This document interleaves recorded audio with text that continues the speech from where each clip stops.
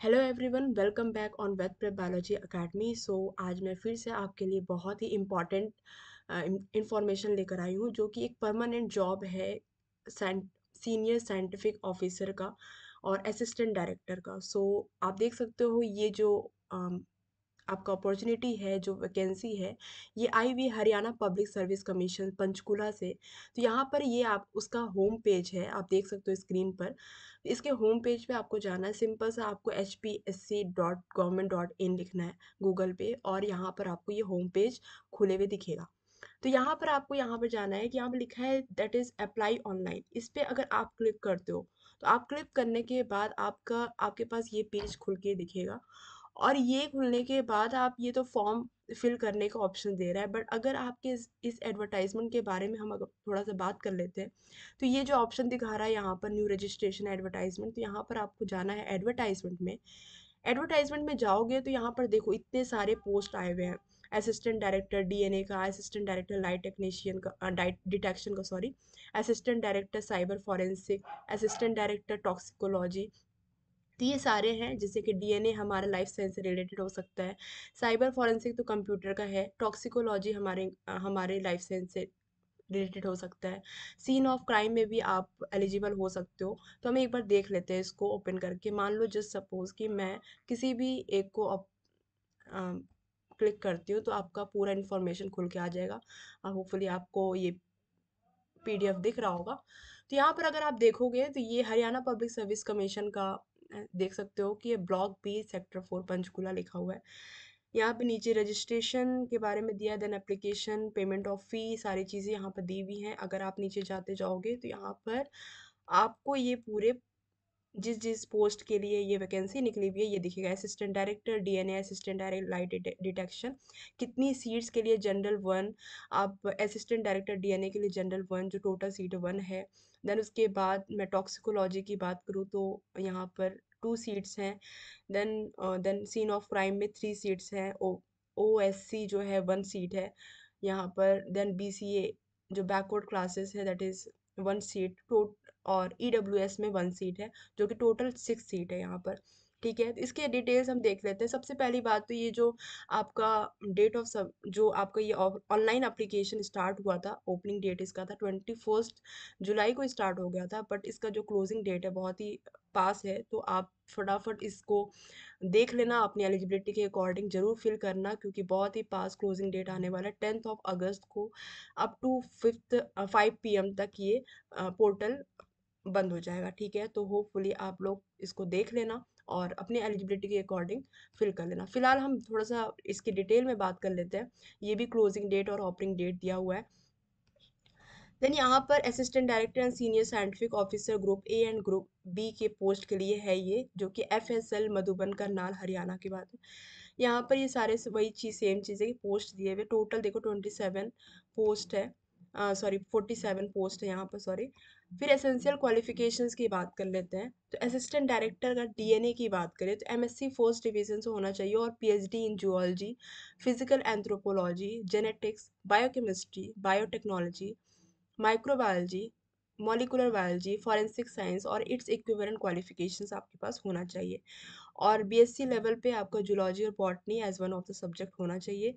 Then उसके बाद second जो है आपका क्वालिफिकेशन, वो होना चाहिए 8 इयर्स एनालिटिकल या रिसर्च एक्सपीरियंस होना चाहिए डीएनए फिंगरप्रिंटिंग ये सब में, और Hindi Sanskrit as one of the subject in matric और हायर एजुकेशन। ये इसका एसेंशियल क्वालिफिकेशन है असिस्टेंट डायरेक्टर डीएनए के लिए। और पे स्केल जो आपको सैलरी मिलने वाली है बहुत ही ज़्यादा होने वाली है, 67,700 टू 1,91,000 तक जाने वाली है साल। ठीक है, प्लस जो भी HRA वगैरह बहुत सारे अलाउंसेस जुड़ के आपका 90 प्लस सैलरी तो हो ही जाएगा। एज जो है 21 to 45 ईयर्स होना चाहिए। देन उसके बाद असिस्टेंट डायरेक्टर लाइट डिटेक्शन, ये हमारे लिए नहीं है। देन उसके बाद असिस्टेंट डायरेक्टर साइबर फॉरेंसिक है। फिर ये टॉक्सिकोलॉजी के बारे में देख लेते हैं हम। MSc फर्स्ट डिवीजन जो, और PhD इन केमिस्ट्री होना चाहिए, biochemistry, toxicology, forensic science with forensic chemistry and toxicology subject और इट्स इक्विवेलेंट क्वालिफिकेशन। ठीक है, ये जो 8 years research and analytical experience forensic technology आप में होना चाहिए, और सेम चीज़ कि हिंदी और Sanskrit as one of the subject in matric और हायर एजुकेशन। पे स्केल जो है सेम उसको मिलने वाला और एज भी सेम रहने वाला है। Then senior scientific officer cyber forensic की बात करें तो इसमें कंप्यूटर साइंस मांग रहा है, इसकी ये हमारे लिए नहीं है। सीन ऑफ क्राइम, यस, यहाँ पर senior scientific officer scene of crime की अगर आप देखोगे तो यहाँ पर एमएससी, एमएससी आपका एटलीस्ट सेकेंड डिवीजन तो होना चाहिए, किसमें, जूलॉजी में, बॉटनी में, chemistry, physical anthropology, human biology, human genetics, biotechnology, molecular biology, biochemistry, microbiology, physics, mathematics, किसी में भी इसमें यहाँ इतने सारे सब्जेक्ट्स दिए हुए हैं। 3 years research and analytical experience होना चाहिए एबव मेंशन्ड सब्जेक्ट में, किसी भी ये सब जो सब्जेक्ट है उसमें एक्सपीरियंस भी होना चाहिए। और हिंदी और Sanskrit as one of the subject matric और हायर। और इसका जो सैलरी होने वाला है पे स्केल यहाँ पर 53,100 टू 1,67,800 होना चाहिए, होने वाला है। और जो इसका एज है वो 20 to 45 ईयर्स होने होगा। देन उसके बाद यहाँ पर डॉक्यूमेंट्स के लिए है, जो कि हमारे लिए नहीं है, हमारे सब्जेक्ट के लिए, हम आगे देख लेते हैं। यहाँ पर फॉरेंसिक साइंस से अगर आप एमएससी किए हो तो आप फिजिक्स में भी इवन अप्लाई कर सकते हो। और सीनियर साइंटिफिक ऑफिसर टॉक्सिकोलॉजी की अगर हम बात करें तो यहाँ पर एमएससी इन केमिस्ट्री होना चाहिए, बायोकेमिस्ट्री, टॉक्सिकोलॉजी, सेम चीज़ जो अभी हमने असिस्टेंट डायरेक्टर का भी देखा था। बट यहाँ पर 3 इयर्स रिसर्च और analytical experience in field of forensic toxicology. और इसकी सैलरी उससे थोड़ी कम होगी, 53,100 टू 1,67,800। और इसका एज जो होने वाला है वो 20 to 45 ईयर्स होने वाला है। एनडीपीएस के लिए भी आप अप्लाई कर सकते हो अगर फॉरेंसिक साइंस से अगर आपका एमएससी है और रिसर्च एक्सपीरियंस है तो ये सारे आपके पोस्ट हैं जो कि मैंने आपको बता दिया कि एसेंशियल क्वालिफिकेशन यहाँ पर क्या क्या होने वाले हैं। देन नेक्स्ट हम देखते हैं यहाँ पर जो क्लोजिंग डेट दिया हुआ है, जैसा कि मैंने बोला 10 अगस्त 5 PM तक ये क्लोज हो जाएगा पोर्टल। देन उसके बाद यहाँ पर अगर हम बात करें इसके फ़ी स्ट्रक्चर का, मतलब जो एप्लीकेशन फ़ी है वो कितना लगने वाला है। मेन जो है यहाँ पर for all man candidates of general category including dependent son of ex serviceman of Haryana. अभी हरियाणा स्टेट गवर्नमेंट का जॉब निकला है, तो अगर हरियाणा का हो या फिर कोई भी जनरल कैटेगरी का हो, सारे सबके लिए, अदर स्टेट का हो या हरियाणा को जनरल कैटेगरी का हो, तो सबके लिए 1,000 लगेगा फॉर्म के लिए। देन अगर फीमेल कैंडिडेट हैं, जनरल कैटेगरी हो या फिर किसी भी स्टेट के लिए हो रिजर्व कैटेगरी, तो यहाँ पर आपका जो होने वाला है वो 250 होने वाला है, ठीक है। 250 फ़ी होने वाला है, किसी भी स्टेट की आप फीमेल कैंडिडेट हैं या फिर आप जनरल कैटेगरी हरियाणा के।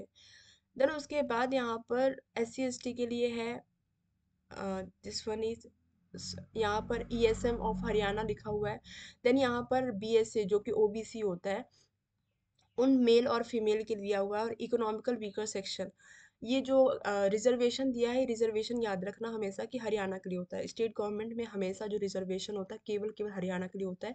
और जो अदर स्टेट के भरते हैं वो चाहे कोई भी हो, OBC हो, SC हो, ST हो, कोई भी हो, वो एज अ जनरल कैटेगरी ही उन्हें मतलब उन्हें प्रेफरेंस दिया जाता है। तो ये 250 होगा। और जो भी पर्सन विद डिसेबिलिटीज़ है हरियाणा के, केवल केवल हरियाणा के, उनका कोई भी फी नहीं लगने वाला, एप्लीकेशन फ़ी, वो फ्री फॉर्म इसे फिल कर सकते हैं।